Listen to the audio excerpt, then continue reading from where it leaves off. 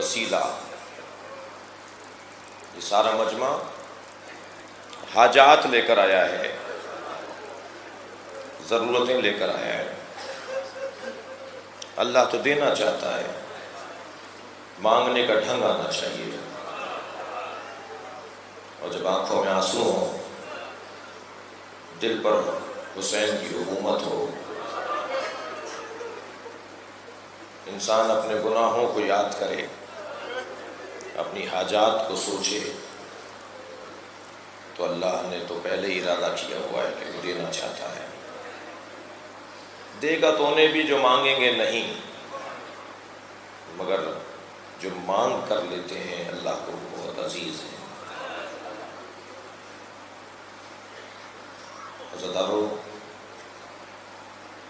ہم سے لوگ کہتے ہیں ہم روتے کیوں ہیں؟ یہ گریہ ندامت نہیں ہے، یہ گریہ پشیمانی نہیں ہے۔ ہم تو اس زمانے میں تھے ہی نہیں نا، تو ہماری ندامت کا کیا مطلب؟ ہم تو اس زمانے میں تھے ہی نہیں۔ ہم اگر آج رو رہے ہیں تو ہماری ندامت کا تو کوئی مطلب نہیں ہے۔ کیوں رو رہے ہو بھائی؟ اس لیے کہ تم تو تھے ہی نہیں۔ جو تم کچھ کرتے تو یہ گریہ ندامت کا گریہ نہیں ہے، یہ گریہ حسرت کا گریہ ہے۔ کاش ہوتے، اگر ہم کاش ہوتے تو حسین کو یوں پتھر نہ مارے جاتے۔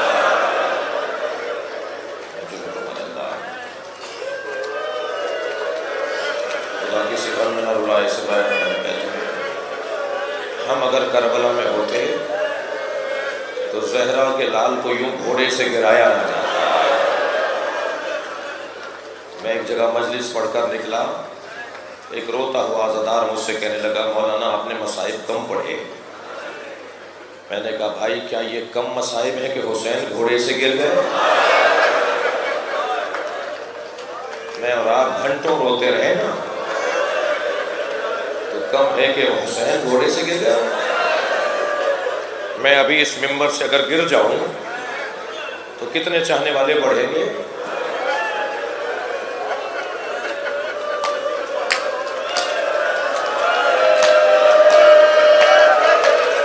کوئی میرا امامہ سنبھالے گا، کوئی میری ابا سنبھالے گا، کوئی مجھ سے محبت کا اظہار کرے گا، کوئی کہے گا چوٹ تو نہیں لگی؟ کربلا میں حسین گر گئے۔ ہاں امامہ سنبھالا گیا، مگر جناب زینب کہتی ہے نانا تمہارے حسین کا امامہ لوٹ کر دے گا، تمہارے حسین کی ابا اتار کر لے گئے۔ اللہ کرے میں بیان کر پاؤں، کل مجھ سے مصائب بیان نہیں ہو پائے۔ کبھی کبھی ایک مرحلہ ایسا آتا ہے، اس کے بعد کچھ رہتا ہی نہیں ہے کہنے۔ ابن عتیبہ نامی ایک یزیدی لشکر کا سپاہی کہتا ہے کہ میں حسین کی شہادت کے بعد جب لاشے پر پہنچا تو مجھے دیر ہو گئی تھی۔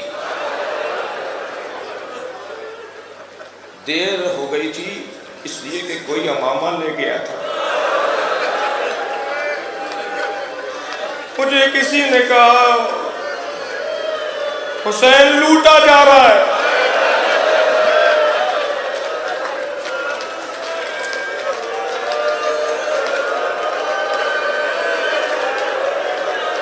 جب میں پہنچا حسین کے لاشے پر تو کوئی امامہ لے جا چکا تھا، حسین کا امامہ اتار کے کوئی لے گیا تھا، حسین کی ابا اتار کر کوئی لے گیا تھا۔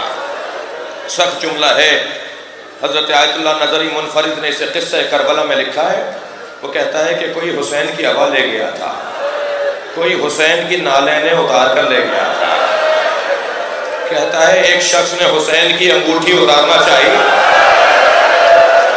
اس سے انگوٹھی اتر نہیں رہی تھی، اس نے انگلی کاٹ دی۔ اب حسین کوئی تلوار لے گیا،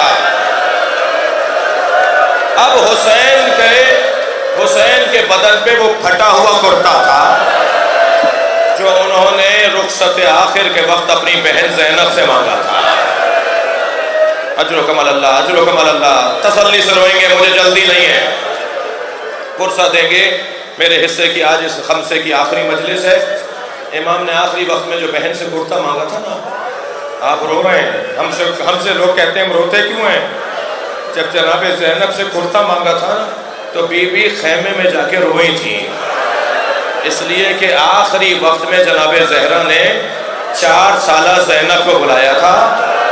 جب بی بی زہرا کی شہادت ہو رہی تھی نا تو 4 سالہ زینب کو بلایا تھا، بیٹی زینب یہ صندوق اٹھا کے لاؤ۔ جناب زینب صندوق اٹھا کے لائیں، کہا زینب اسے کھولو۔ جیسے کھولا کہا بیٹا نظر کیا آ رہا ہے؟ کہا اماں چند کفن ہے۔ کہا ایک کفن نکالو، اس کفن کے اوپر لکھا تھا یہ فاطمہ زہرا کا کفن ہے۔ فرمایا بیٹا اسے سنبھالو، یہ مجھے کفن تمہیں دینا ہے۔ دوسرا کفن نکالا، کہا اماں ایک اور کفن ہے، کہا یہ تمہارے بابا علی کا کفن ہے۔ یہ روایت صحیح روایت ہے، ہماری کتابوں میں موجود ہے کہ نبی کی رحلت کے موقع پہ جنت سے 5 کفن آئے تھے۔ جنت کے حنوط آیا تھا، جنت سے حنوط آیا تھا، جنت سے 5 کفن آئے تھے۔ نبی کو جبریل دے کر گئے تھے کہ یہ پنجتن کے کفن ہیں، یہ 5 کفن ہیں۔ نبی کو کفن ملا، نبی کے بعد 4 کفن اور ہیں۔ جناب زینب نے بتایا اماں ایک کفن ہے، کہا یہ میرا کفن ہے۔ دوسرا کفن نکالا، اماں ایک اور کفن ہے، کہا یہ تمہارے بابا علی کا کفن ہے۔ تیسرا کفن نکالا، یعنی چوتھا کفن نبی لے چکے ہیں تو یہ چوتھا کفن نکالا، فرمایا یہ تمہارے بھائی حسن کا کفن ہے۔ 5واں کفن نکالا، فرمایا یہ تمہارے بھائی حسن کا کفن ہے۔ کہا اماں پہلا کفن بھی بھائی کا تھا؟ کہا نہیں، تمہارے حسن بھائی کے 2 کفن ہیں۔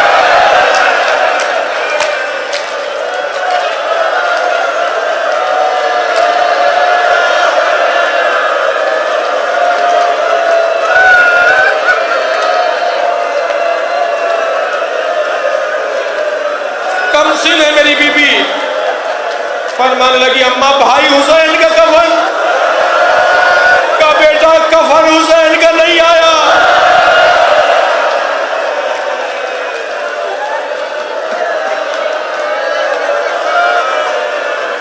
اجر و کمال اللہ، اجر و کمال اللہ، خدا کسی غم میں نہ اٹھائے۔ فرمایا بیٹا زینب ایک اور صندوق اٹھا کے لاؤ۔ جب دوسرا صندوق لے کر آئی، کہا اس میں کھولو، کچھ چیزیں اور تھیں گھر کی۔ فرمایا کچھ کپڑے نظر آئے؟ کہا اماں کچھ کپڑے۔ کہا ایک کرتا نظر آ رہا ہے، یہ کرتا سنبھال کے رکھو، جب حسین تم سے کربلا میں مانگے تو سمجھنا کچھ دیر بعد میرا بچہ مارا جائے گا۔ میری بیوی انتظار میں تھی، میرا بھائی کب آ کے کرتا مانگے گا؟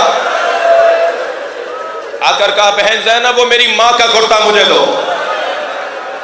تو بی بی کرتا تو لینے گئی، مگر خیمے میں بیٹھ کے بہت روئی ہیں، اس لیے کہ بی بی کو ماں یاد آئی ہے کہ کچھ دیر بعد تمہارا بھائی مارا جائے گا۔ اب لا کر اجر و کمال اللہ، تھکیں گے نہیں، مجھے 2 منزل اور لینی ہے۔ لا کر جناب زینب نے وہ کرتا امام حسین کو دے دیا۔ امام اپنے حجرے میں گئے ہیں، اپنے خیمے میں گئے ہیں، امام نے کپڑوں کے اندر وہ کرتا پہنا ہے، جو کپڑے ابا اوپر پہنی ہوئی ہے، قبا اوپر پہنی ہوئی ہے، اس کے اندر وہ کرتا پہنا ہے، اور اس کرتے کو پہننے کے بعد جگہ جگہ سے پھاڑا ہے۔ تو ننھی سکینہ برابر میں آ کے کھڑی ہوئی، کہا بابا یہ کیوں پھاڑ رہے ہیں آپ؟ کیا بتائے حسین اس بچی کو؟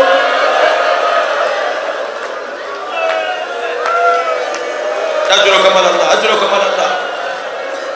میرے مولا نے پھر اس پھٹے ہوئے کرتے کے اوپر ایک رومال باندھا ہے، ایک پٹکا باندھا ہے، اور پھر قبا پہنی ہے، ابا پہنی ہے، ماما پہنا ہے، اور میرے مولا بیویوں سے رخصت لے کر میدان کربلا میں گئے ہیں۔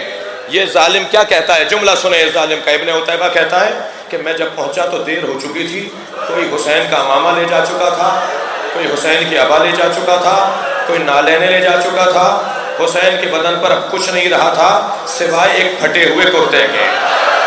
میں نے کچھ دیر اس کرتے کو دیکھا تو میں نے کہا اس کرتے کی تو کوئی قیمت ہی نہیں ہے، تو میری نگاہ گئی حسین کی کمر پہ بندھے ہوئے اس پٹکے پر۔ سخت جملہ ہے، اللہ کرے بیان کرتا ہوں۔ وہ کہتا ہے میری نگاہ گئی حسین کے بندھے ہوئے پٹکے پر جس نے اس کرتے کو روکا ہوا تھا۔ تو میں نے چاہا کہ میں اس پٹکے کو کھول کے لے جاؤں. جب میں نے اس کی گرہ کھولنے کے لیے ہاتھ بڑھایا تو حسین کا ہاتھ اٹھ کر آیا گرہ پر. میں نے حسین کا ہاتھ کاٹ دیا. اللہ